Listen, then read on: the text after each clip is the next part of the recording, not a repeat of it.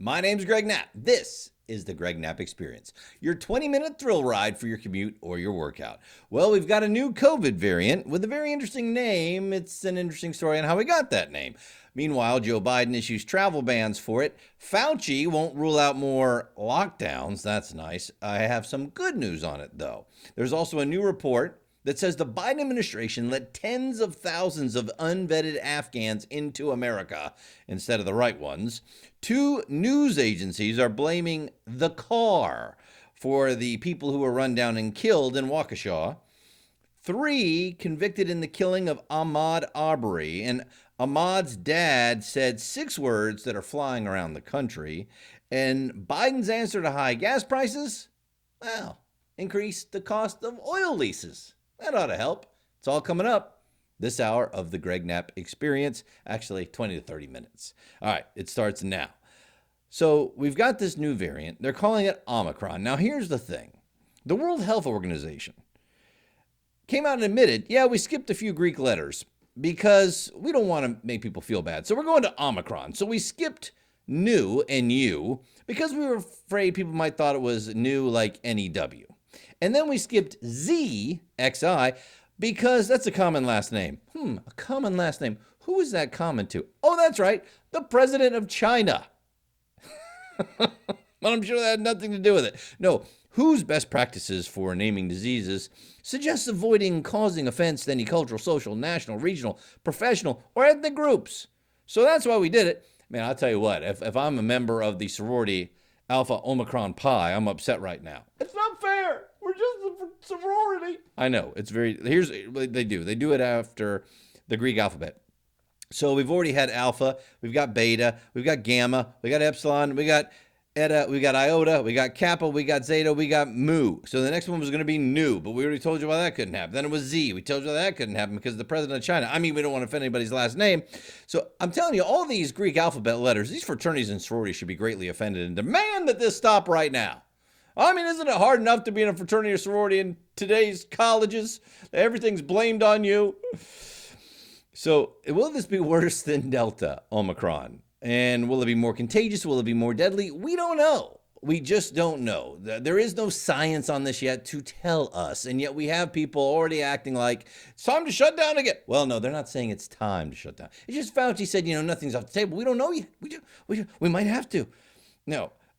We do have some good news on this, too, that I'm going to do in just a second. But the bottom line is we got to learn how to live with this thing because it's going to be around for a while. And we can't just scramble around every time and shut down everything and lock down and vaccine mandates and masks. And if science has taught us anything over these last 2 years, is that these overreactions have not helped. And in fact, the graphs are showing almost identical growth and decreasing rates of these infections and hospitalizations and deaths, regardless of lockdown or not. And in fact, there are some countries where it seems like herd immunity was gained quicker and natural immunity by not doing all of the social distancing and lockdown and masking and everything else. That's science, okay? There are some studies that show one thing. There are some studies that show the other thing. But the Wall Street Journal points out we probably don't want to panic over Omicron. Of course, some already have. Markets sold off worldwide on Friday after South Africa raised alarms on that new variant of concern. However, it looks like the panic was not really over the disease so much as it's panic over what the governments might do, including shutdowns and travel bans, and we've already started the travel bans. So the Dow fell 2.5%. U.S. crude prices were down 13% because, hey, maybe people aren't going to be driving anymore. That might finally decrease your gas prices. Woo! Except you're not able to go anywhere. Oh, yeah. Omicron's mutations appear to make it more transmissible and may allow it to evade some of the vaccine immune response, at least we think. There's no proof of any of this yet. Keep in mind the other variants that came to dominate local areas, California's Epsilon, Brazil's Gamma, South Africa's Beta, have not taken off around the world as some scientists initially feared. So is it time to do all of the travel bans? We'll get to that in a second. Now there's also a couple other things to look at. BioNTech and Pfizer say they can quickly adjust their mRNA vaccine to combat the new variant if that is necessary. Moderna says they can do the same thing too with their booster. Now, the problem is the FDA first has to give them a green light. The other problem is when you modify a vaccine for a new variant, it may make it less effective against all the other variants. And vaccines are supposed to, and I believe they do, generate T-cell immune protection beyond antibodies that variants cannot easily evade. So would it be 100%? No. Would it be 95%? No. I mean, look what was already happening with the Delta variant, and especially over time it drops down. But there's other good news. Antiviral COVID pills. Right now, Merck and Pfizer both have one, and they have shown remarkable success in trials at preventing severe illness. So if you get COVID, you take the pill, you have much less severe illness, much less chance of being hospitalized. How do I say that? Hospitalized. Thank you. And much less chance of dying. So that's a good thing. But the FDA hasn't approved it yet. Why? Is it because they're afraid that if there's a pill that's approved, you might not get vaccinated?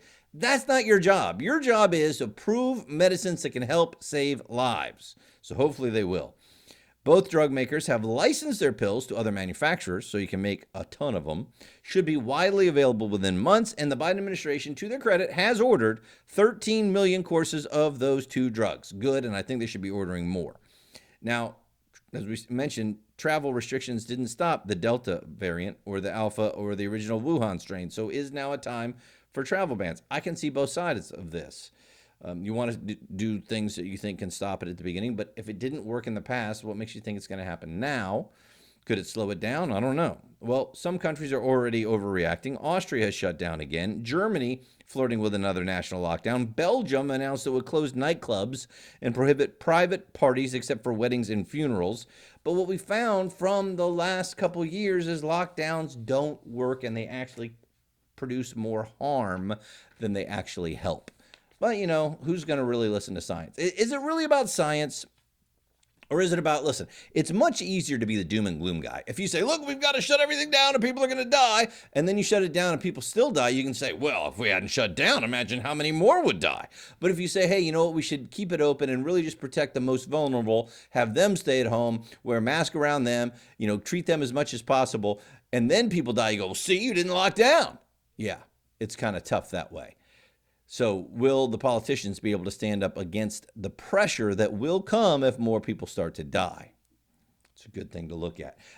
Just a second, I'm going to tell you about that travel ban and about what the South African doctor said that's good news about this variant. But hey, if you're enjoying the show, I'm really asking you to be a part of the movement where we push back on the far left, we get this information out to as many people as possible, and we rally around what makes America exceptional. So if you like the show, please share with 3 friends and ask them to tell 3 friends, and so on and so on. I don't have a lot of money to advertise this thing, so I would really appreciate you to help me with that. You can like the Greg Knapp Experience Facebook page. That's great. And then, of course, just listen to the podcast wherever you can find it, and it's everywhere. Apple Podcasts, Google Podcasts, Spotify, et cetera, et cetera. Got the video up on YouTube and Rumble. So thank you, thank you, thank you. All right, so stock futures are up. Oil investors weighing in on the Omicron variant, and it looks like they're saying, yeah, we overreacted. We're going to try and react the other way today. That could be a good thing for your portfolio and for our economy. South African doctor, the first one that really raised the alarm on Omicron, she's come out and said, you know, the symptoms were so different and so mild, Rebecca Downs reporting. It's Dr. Angelique Coetzee. She was the South African doctor who informed the country's vaccine advisory committee about this, talking to the Telegraph. She said she had these different patients coming in from all kinds of different backgrounds and ethnicities, and they had intense fatigue. She even had a 6-year-old child with a very high pulse rate. None suffered from a loss of taste or smell. She said the good news is that their symptoms went away quickly.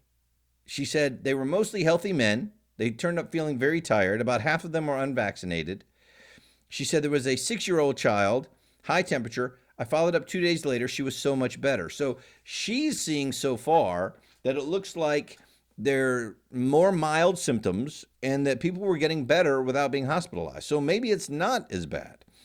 Then there's Tullio Di Oliveira, the director of South Africa's Center for Epidemic Response and Innovation, who said that the virus has a very unusual constellation of mutations, and then criticized countries like the United States, the UK, and South Korea for enacting travel restrictions on South Africa and other African nations, saying the world should provide support to South Africa and not discriminate or isolate it.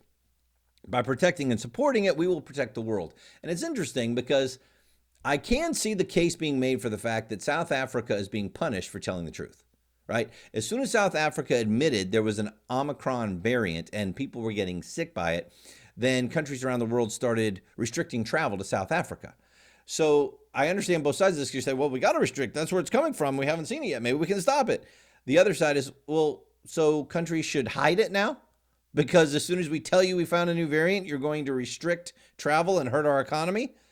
There's always the unintended consequences. Meanwhile, Dr. Anthony Fauci on This Week, ABC, when asked about new lockdowns or mandates to combat Omicron, said, quote, "It's really too early to say. We just really need to, as I've said so often, prepare for the worst." Yeah, and he and Rand Paul and Ted Cruz went at it because Fauci on Face the Nation was asked about Ted Cruz asserting that Fauci should be prosecuted for allegedly lying to Congress about gain-of-function research, and there's an awful lot of evidence showing that he did. And Fauci's response, "I have to laugh at that. I should be prosecuted? What happened on January 6th, Senator?" Okay, what does Senator Ted Cruz have to do with January 6th? Nothing. And by the way, people are being prosecuted for January 6th. Fauci added he believes that one must be asleep if they don't understand that he's being made into a scapegoat to deflect from Donald Trump. Donald Trump's not the president anymore. I don't know what you're talking about. By the way, more have died under Biden from the COVID than Donald Trump. Well, the host of the show, Margaret Brennan, suggested Republicans are playing politics around matters of life and death. But Fauci isn't, right? Well, Fauci responded, exactly. To me, that's unbelievably bad because all I want to do is save people's lives. And I mean, anybody who's looking at this carefully realizes that there's a distinct anti-science flavor to this. Really? I mean, wait a second. You're Mr. Science? Yeah, I said, it's easy to criticize, but they're really criticizing science because I represent science. Your science? Okay, how many times have you been wrong? On the masks, right? Don't wear the mask, wear the mask, don't wear the mask, wear the mask. On the vaccines, these vaccines are 95% effective. All right, over time, they're not as much. All right, with this one, they're not. All right, hey, with the vaccine, you don't have to wear a mask. Oh, wait, now with the vaccine, you do have to wear a mask. Herd immunity, it only have to be, if we can get up to 65% of people, 70%, 75%, 80%. Oh, we can do it. Natural immunity, doesn't even want to talk about it. This guy is science? To me, I represent science. And he said, it's that's more dangerous. That's dangerous than the slings and arrows that have been thrown at me. If you damage science, you're doing something very detrimental to society long after I leave. Dude, Fauci, look in the mirror. No one is damaging science more in the United States of America than you for the last 2 years. You have been damaging science. Senator Rand Paul said, the absolute hubris of someone claiming they represent science. It's astounding and alarming that a public health bureaucrat would even think to claim such a thing, especially one who has worked so hard to ignore the science of natural immunity. Bingo from Rand Paul. And then Senator Cruz just laid out the case for him lying to Congress. Fauci is an unelected technocrat who has distorted science and facts in order to exercise authoritarian control over millions of Americans. He lives in a liberal world where his smug "I represent science" attitude is praised. Here are the facts. On May 11, Fauci testified before a Senate committee that NIH has not ever and does not now fund gain-of-function research in the Wuhan Institute of Virology. 2, on October 20, NIH wrote they funded an experiment at the Wuhan lab testing if, quote, spike proteins from naturally occurring bat coronaviruses circulating in China were capable of binding to the human ACE2 receptor in the mouse model, end quote. That is gain-of-function research. And then he goes on and on and on about this. Yeah, there's an awful lot of information, some would even say facts, that make it look like Fauci lied to Congress. But what about January 6th? I have no idea what that has to do with anything. The State Department has issued do not travel advisories to South Africa and 7 nearby countries. South Africa, Zimbabwe, Namibia, Mozambique, Malawi, Lesotho, Eswatini, Botswana. I hope I'm pronouncing all those countries correctly. All put under a level 4 do not travel advisory by the U.S. State Department Saturday. Why is Biden so racist? Why is he such a xenophobe? What are you talking about? Well, all those countries are in Africa. Oh, well, it just happens to be that way. That would be horrible. That would be like, accusing, President Trump of doing the same thing. Oh, that's right. Let's go in the Wayback Machine to Joe Biden's tweets while he was running for president against Donald Trump.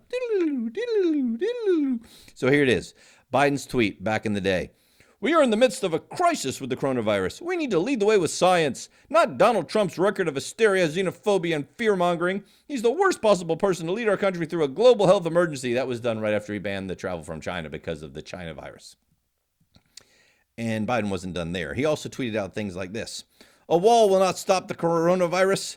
Banning all travel from Europe or any other part of the world will not stop it. That was March 2020. This disease could impact every nation and any person on the planet, and we need a plan to combat it. Yeah, remember when he said he had a plan and he was going to crush COVID? It was going to kill it and stop it? Biden also referred to Trump's restriction of migration from certain African countries as a disgrace. Vice President Kamala Harris called Trump's restrictions un-American. These are all before they decided to do the same thing.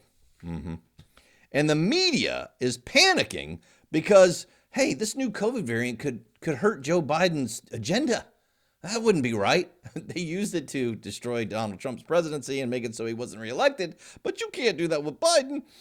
Last year, to attack then-President Trump, then presidential candidate Biden promised to end the COVID-19 pandemic. During a presidential debate, he bluntly promised, I will end this, noting that 220,000 Americans had died from COVID at the time.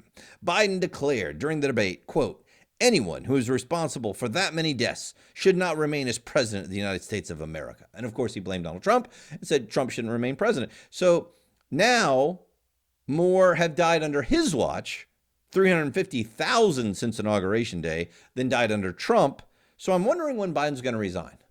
What do you mean? Well, I mean, he said you shouldn't remain president if you're responsible. Well, he's not responsible for it. Only Donald Trump was. Yeah, I understand. There's double standards here.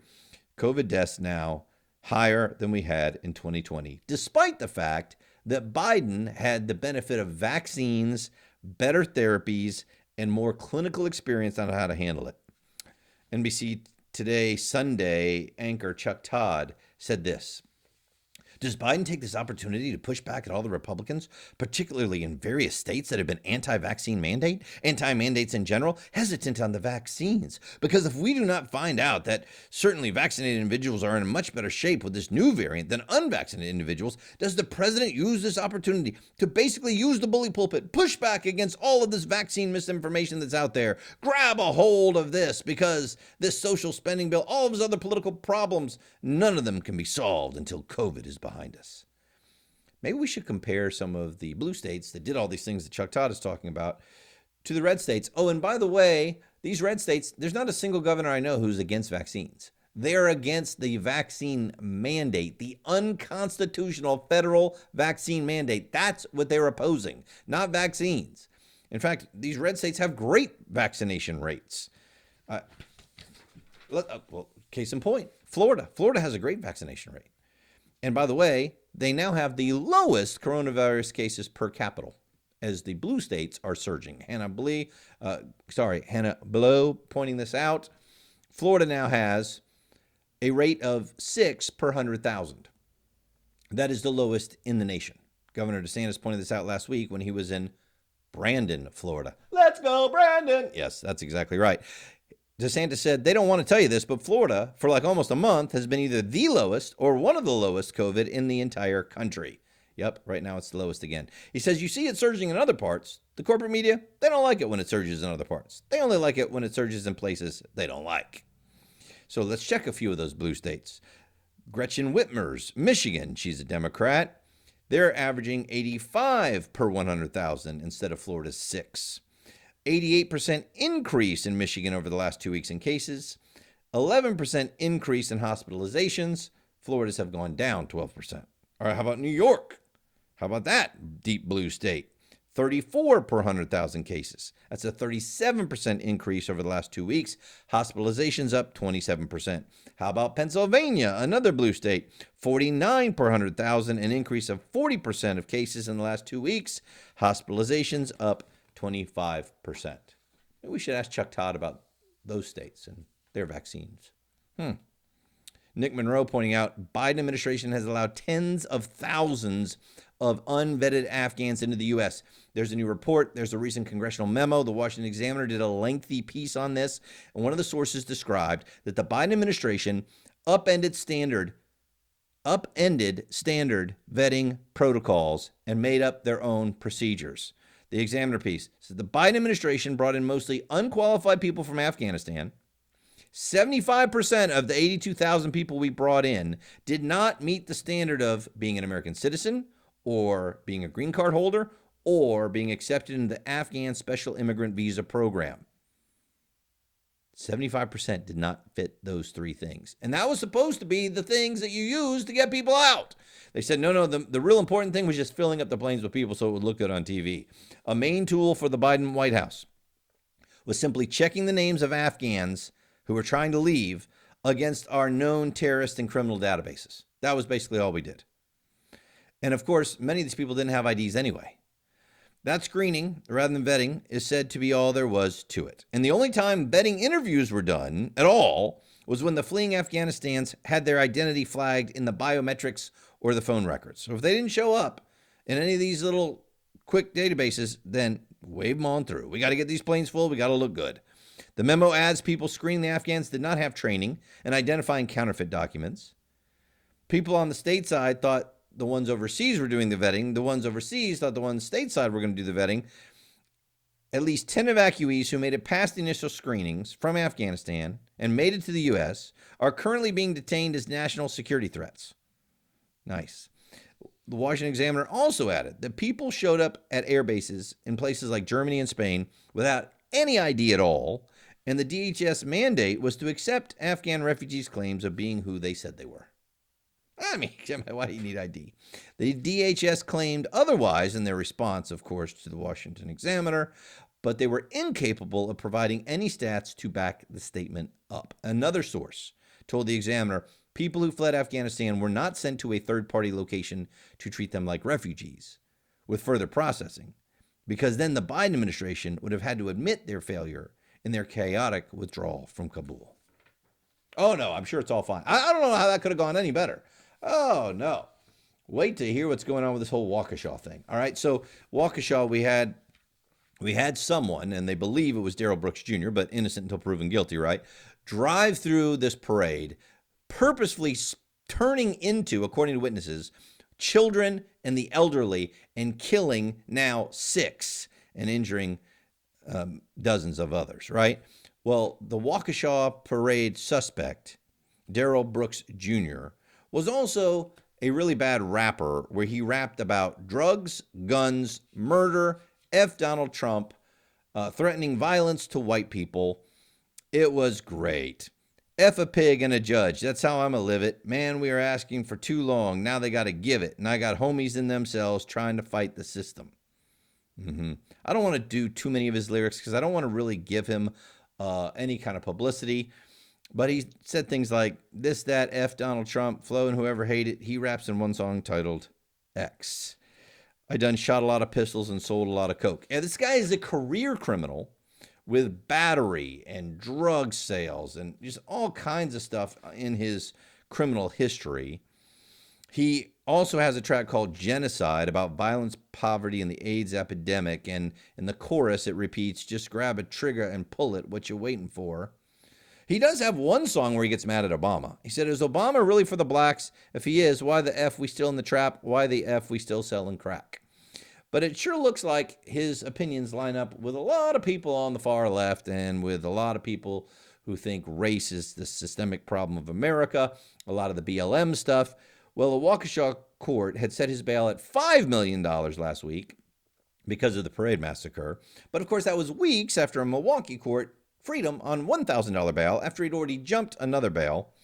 And that was for punching a woman in the face and running her over with the same SUV that he appears to have used in this attack. Isn't that nice? Now, if this guy was white and had written F. Biden rap songs, do you think we would be hearing something about the problems of white supremacy in America and how that's the biggest threat? I mean, we're already hearing that because of January 6th, for goodness sakes. Could you imagine? But is there any BLM type group being blamed for this at all? Or is that some new heightened thing we should be paying attention to according to the mainstream media? No, in fact, what we get are a couple tweets from a couple of the left-wing news organizations blaming the car. Yeah, you ready? CNN, a tweet. Waukesha will hold a moment of silence today, marking 1 week since a car drove through a city Christmas parade, killing 6 and injuring scores of others. Did you catch that? Marking 1 week since a car drove through a city Christmas parade. The car did it. I mean, there's no driver. The car just... the car did it. That would be like talking about Columbine and saying, it's been X number of years since a gun went off killing 15 people. Yeah, the gun just went off. There was nobody firing it or nothing. 1 week since a car drove through a city Christmas parade. By the time CNN took all of its abuse on Twitter, they finally rewrote it. But the article CNN posted, it wasn't until the final paragraph of the article they even mentioned Darrell Brooks as the suspect. And then there was another one by the Washington Post. Yeah, the Washington Post ran a headline that read, here's what we know so far on the sequence of events that led to the Waukesha tragedy caused by an SUV. It was caused by the SUV. Somehow the SUV just grabbed this guy and threw him in the driver's seat and then forced him to drive into children and elderly in a parade and kill them. This is one crazy SUV, man. Is this a Tesla? Is this some kind of self-drive? No.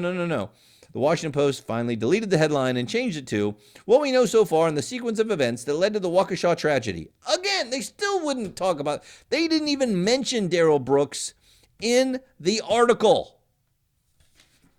No, there's no bias in the media. Everything's fine. Move along. Nothing to see here. Brooke Singman wrote this piece about the White House standing by the idea of ending cash bail. We don't need cash bail. I mean, who needs cash bail? No. Because that just means that we've got 2 levels of justice. We can't have a separate criminal justice system for wealthy Americans, said the White House official. Okay, wait a second. How about we just have a sliding scale? I have no problem with that because the whole point of the bail, if we think that you might not come back for the trial and sentencing, then we have to have a bail high enough that you won't skip town. That's the point. Otherwise, they just leave. That's what the Waukesha guy did. So I agree when the White House said the decision to hold defendants should be based on the threat they pose to society, not their ability to pay bail. I agree. So if you don't give him any bail, it's because he's too big of a threat because of what you've seen. If you give him some bail, it should be enough to hold him there. So do a sliding scale fee. I have no problem with that. But the idea that you just throw it out, then how in the world are you going to get them to come back?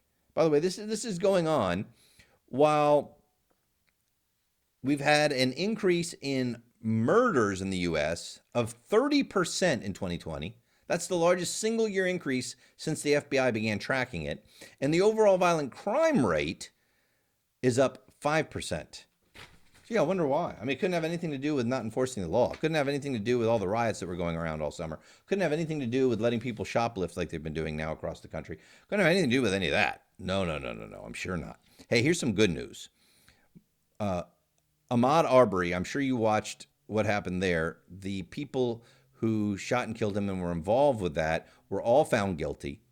And if you watched the trial or read the details about it, it sure looked like the right decision. Just like the Rittenhouse decision looked like the right decision if you watched it. It looks to me like we had 2 cases that were decided exactly right by a jury that actually paid attention to the facts. That's how our system is supposed to work. The only part of the system that didn't work right is the prosecution going against Rittenhouse in the way they did. It sure looked like they were violating his rights, and that's why the judge got so upset there. But here's the thing. So Ahmaud Arbery's killers were found guilty. His dad, Marcus Arbery Sr., said 6 words that should be reverberating all around America. All lives matter, not just blacks. All lives matter, not just blacks. That's from Marcus Arbery Sr. And immediately we had people like MSN trying, no, he didn't say all lives matter. He said all life matters. Oh, well, let me let you hear exactly what he said. Hang on. See if we can get this to work. There you go. We conquered that lynch mob. Yes. We got that lynch mob. This history today. Letting you know that blacks kill, life don't matter. For real, all life matters. All life. Yes. Not just black children. We don't want to see nobody go through this. Amen. I wouldn't want to see no daddy watch their kid get lynched and shot down like that. That's right, Mom. So it's all our problem. It's all our problem. So, hey, let's keep fighting. Keep fighting. Let's keep doing it and making this place a better place for all human beings. Amen. All human beings. Amen. Everybody. Amen. Love everybody. Love everybody. All human beings need to be treated equally. Yeah. We finna conquer this lynching. Man, that is great. All human beings should be treated equally. All life matters. Yeah. How about that? How about that? MSN said, yeah, what he actually said was all life matter. Okay. He said, we conquered that lynch mob. We got that lynch mob letting you know that black kids' life don't matter. So he's trying to say these people didn't care about my kid's life. But then he goes, for real, all life matter, not just black children. We don't want to see nobody go through this. Amen. Absolutely right. And yet, well, he didn't say all lives matter. What is the difference? Well, because if he said all lives matter, then that might hurt black lives matter. And we can't have that. No, he's saying what so many people know instinctively. All lives matter. Hey, real quick, we're running out of time today. I want to get this to you. The Wall Street Journal pointing out Biden has new stupid tricks on who to blame inflation on. He's blamed the OPEC cartel for producing too little oil. He's accused the U.S. oil and gas producers of market manipulation. Now I got Elizabeth Warren. She is blaming big poultry for increasing your prices for the Thanksgiving turkey. I can't make this stuff up. Then you got Biden. His answer to the gas prices is he's going to increase the U.S. oil lease fees 50%. Oh, that'll help you bring down the cost of gas. Absolutely. And as Willis Eskenbach points out, the so-called carbon tax that people on the far left want hits the poorest the hardest. The wealthiest spend about 6% of their income on energy. The poorest in America spend just over 40% of their income on energy. So this means if energy costs go up by, say, 25% this winter, the rich will take a bite out of their income of about 1.5%. The poor, it will hurt about 10% of their income. And they're the ones who don't have disposable income. Well, no, we got to do it for the planet. Janice Falkenstern points out that Florida Governor DeSantis is looking for $1 billion cut in state gas and fuel taxes. So we've got reserves. It won't hurt our tax base, and it will help people who are suffering. He also said he talked with executives at several large Florida-based gas stations, and all had agreed to lower the price of gas along with the tax cut. I think you got to be careful on that. Don't get the governor into fixing prices. That often leads to shortages, and government should not be telling private businesses how much to charge. So I'll keep an eye on that. Meanwhile, Hillary Clinton says that Americans are gullible and they don't appreciate Biden's accomplishments. Well, another has written a piece at The Atlantic saying the problem with Biden isn't the bad things that are happening in America. It's that he needs an enemy. Can the president change the narrative and save democracy again? I will get you the details on that one tomorrow. My name's Greg Knapp. This is the Greg Knapp Experience.